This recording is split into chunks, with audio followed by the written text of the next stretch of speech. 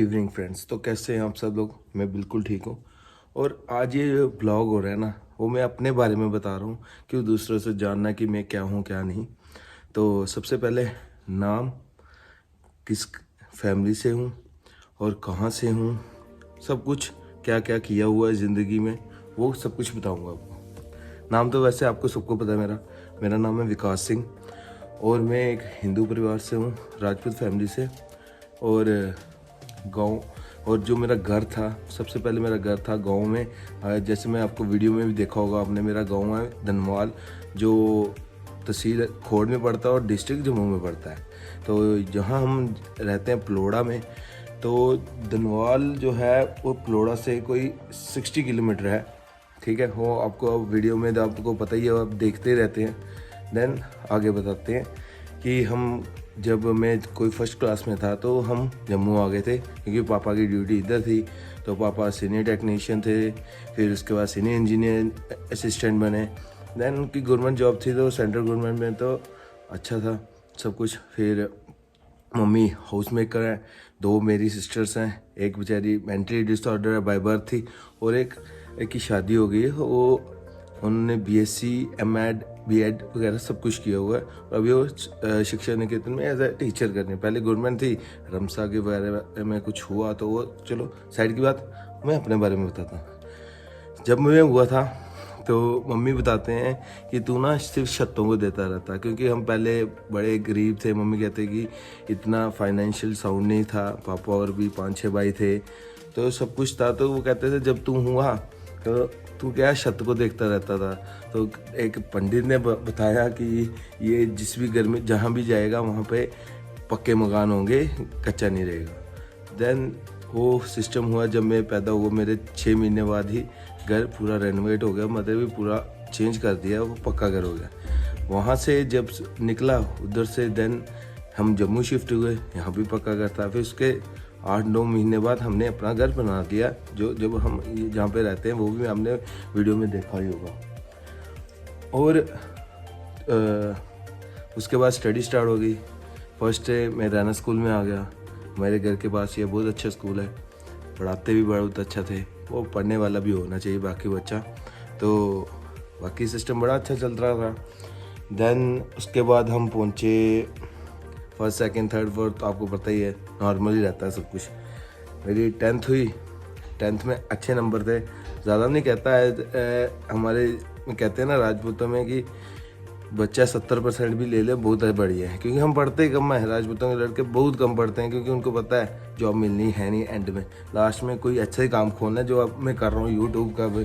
क्योंकि तो मेरे थे 72 की 73% थे 10th में। देन 12th गया तो उसमें भी सेम ये थे। जब, और मैं आपको एक बात बताता हूँ, जब मैं 12th पास की तो मुझे जाना था चंडीगढ़ या कहीं और पढ़ने के लिए। तो उसी टाइम मेरे कज़न की एक डेथ हो गई, तो हमें जाने नहीं दिया किसी ने। तो फिर लास्ट में मैंने एडमिशन ली, और उस कॉलेज में एडमिशन ली जो मैं सोचता था ये सब ऐसे ही रह पाए गए हैं, जागता है तो इधर ही जाते हैं। तो एंड में मेरी भी उधर ही एडमिशन हो गई। तो उधर एडमिशन की 3 साल मैंने किया हुआ है सिविल इंजीनियर डिप्लोमा, और सिविल इंजीनियर डिग्री की है। जब डिग्री करने गया तभी भी आराम से हो गई, कोई आज तक मेरी सप्ली नहीं आई है। भाई आप इंटेलिजेंट भी नहीं कह सकते हो, तो बिल्कुल लो लेवल में कह सकते हो, ऐसा मिडिल में रख लो, ठीक है। तो डिप्लोमा में मेरे थे कोई 72 की 73, तो और डिग्री में भी सेम। मेरा ना लेवल अप गया तो ना डाउन गया, वह बीच में ही रहा, 70 से लेकर 75 के बीच में। और बाकी बाकी क्या बताऊँ आपको। हाँ, डिग्री की, उसके बाद अभी 2 साल हो गए हैं, खज्जल हो रहा हूँ। तो मैं सोचा चलो यूट्यूब का चैनल बना लेते हैं, कुछ बनता है, बन जाएगा तो, नहीं होगा तो और कुछ देखा जाएगा। क्या करना है, काम तो करना ही है ना कुछ तो होगा ही ज़िंदगी में, जो लाइफ में बारे में होगा। और देन मुझे पूछ रहे थे काफ़ी बच्चे कि आपकी कोई है या नहीं है, तो बता दूं ज़िंदगी में ना आज तक बनी, तो आगे भी मुझे लगता है नहीं बनेगी। क्योंकि जिससे एक बार वो कहते हैं ना अट्रैक्शन हुई थी, तो उसने भी ऐसे ही कर दिया। वो बात थी आज से 6 साल पहले की, जब मैं 11th-12th में था। वो तो छोड़ दो, वो 1-2 महीने अट्रैक्शन रहते हैं, आपको पता है। मगर उस अट्रैक्शन में मैंने बहुत कुछ खोया, ठीक है। अपनी सेल्फ रिस्पेक्ट खोई है उधर, और फिर क्या बताऊँ, सब कुछ खोया। मतलब कि जो आपको, जो दिल टूटे आशिक होता है उनको पता होता है कि क्या क्या हो रहा है। एक टाइम तो ऐसा आ गया था कि मैं सुसाइड भी करने जा रहा था। मैं होता है दिमाग पागल बच्चों वाला। सुसाइड मतलब कि ये नहीं कि कहीं से छलांग लगा दी। सुसाइड मेरे लिए नॉर्मल था कि ऐसे ही। वो बाद में पता चला सुसाइड जो पूरी चीज़ होती है। मैं सोच रहा था कि कुछ भी करने से बंदा मर जाता है, मगर वो चीज़ जो मैं पकड़ रहा था, वो चीज़, उससे सुसाइड नहीं होते थे। तो घर वालों ने समझाया यार क्या है, कुछ भी नहीं, नॉर्मल अट्रैक्शन थी, तो ठीक हो गया। और आज तक उसके बाद हुआ ना, वो तब भी था तो ना अभी था, तो चल रहा है तभी का काम। और फिलहाल अब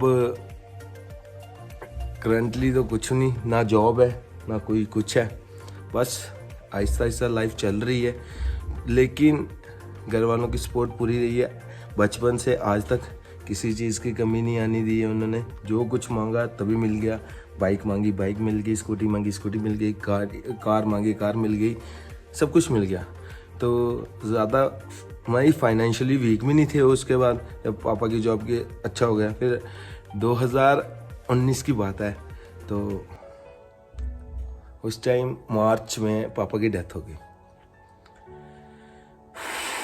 वो बहुत मुश्किल थे, बहुत मुश्किल टाइम निकाला मैंने। वो 3-4 महीने मेरे लगता था कि दुनिया रुक गई है। हाँ, लेकिन मेरे दोस्तों ने, मेरे कॉलेज के फ्रेंड, मोहल्ले के फ्रेंड, इन्होंने मेरी बड़ी हेल्प की उस चीज़ को निकलने में।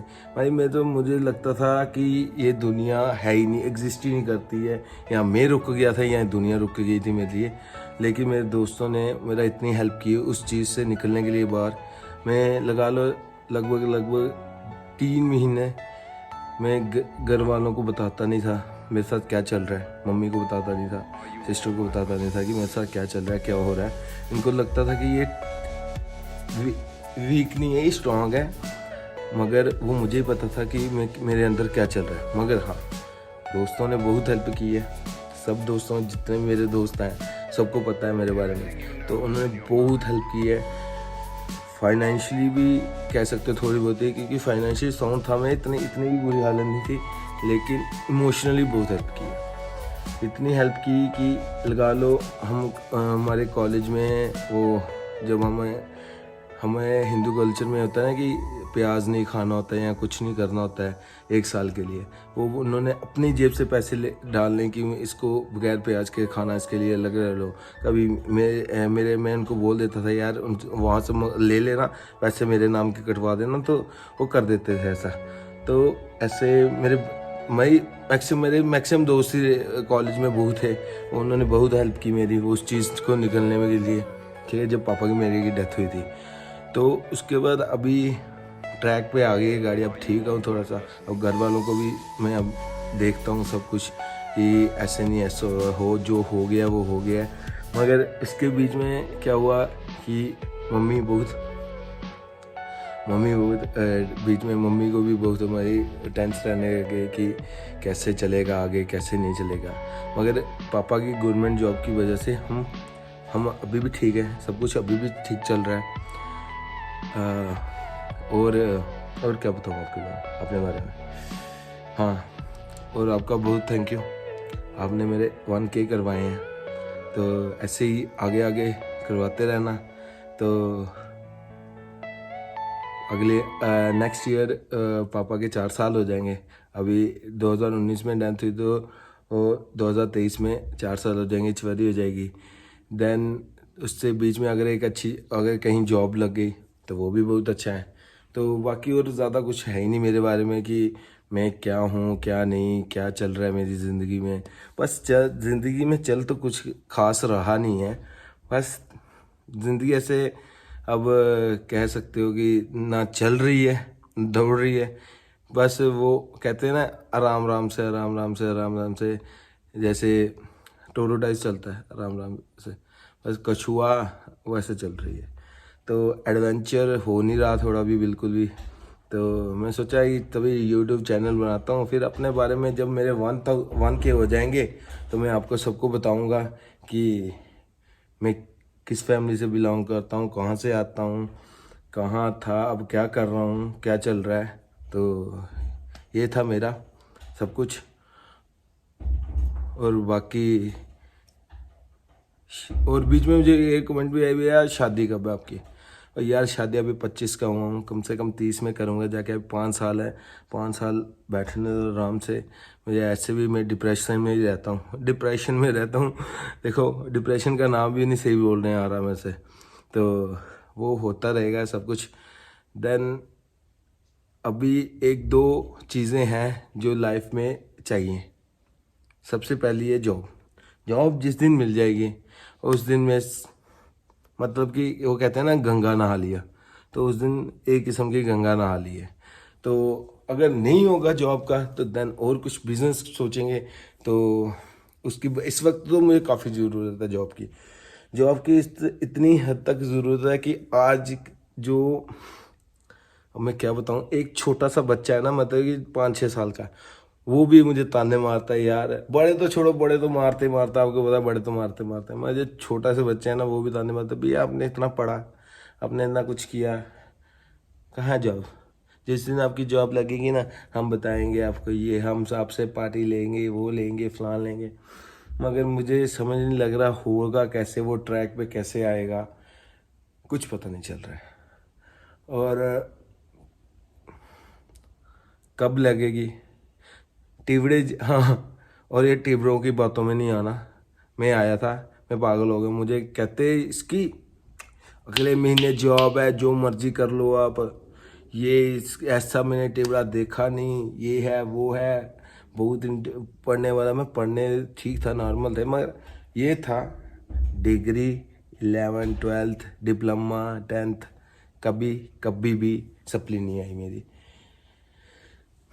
और बाकी जो आपको पूछना होगा कमेंट्स में पूछ लेना, सब कुछ पूछ लेना। और बस यही है यार। हाँ, और एक बीच में मेरी जर्नी भी थी छोटी सी। मेरा वेट था, जब डिप्लोमा किया मैंने तो मैं कॉलेज में गया, मेरा वेट पहुंच गया था 150 प्लस, 150 प्लस। तो पहले तो शर्म नहीं आती थी, आती क्या थी, शर्म आनी कहाँ से है, बेशर्म हूँ मैं। तो उसके बाद पापा की जब डेथ हुई तो तब सोच में आई, यार तू चाहता कर क्या रहा है तू ज़िंदगी से।